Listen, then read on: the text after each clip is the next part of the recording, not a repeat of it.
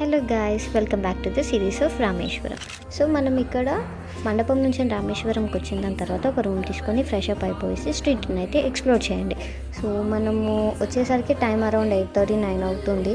మనం ఫ్రెష్ అయిపోయేసి మొత్తం స్ట్రీట్స్ కూడా అన్నీ ఎక్స్ప్లోర్ చేసుకొని, బికాజ్ 7:30కే క్లోజింగ్ టైం అనమాట గుడిది. మేము వెళ్ళేసరికి క్లోజ్ అయిపోయింది.